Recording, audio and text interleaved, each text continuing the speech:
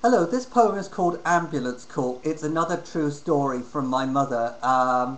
She explained to me that apparently the young medical students and the nurses were a horny bunch, and one day this young nurse was keen on this young doctor, and she asked my mother where would be a discreet place for them to go, to which my mother suggested the ambulances in the middle of the courtyard because only the ones on the outer perimeter were called out.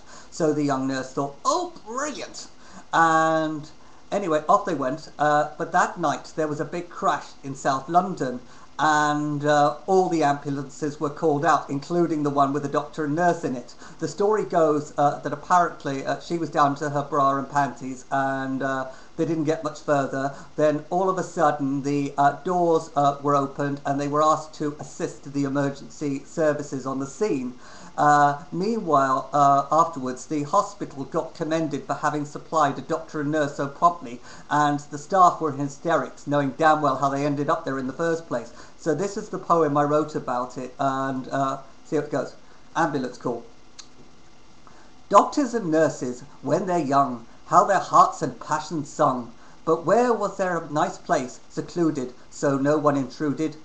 My mum was asked for some advice, and what she told them they thought was nice. The middle ambulances weren't called out, which she knew without a doubt. Oh great, they thought, privacy and they won't get caught. But that night saw a big London crash, and their hopes would dash. This is how the story goes. How far they actually got, no one knows. But they needed quickly to be aware when down to their underwear. The doors were flung open and they were asked to assist. Anything else was now off their list. The hospital were commended for having supplied members of staff, and everyone else had a good laugh. The moral of the story is not much at all. Just don't get caught in one when there's an ambulance call.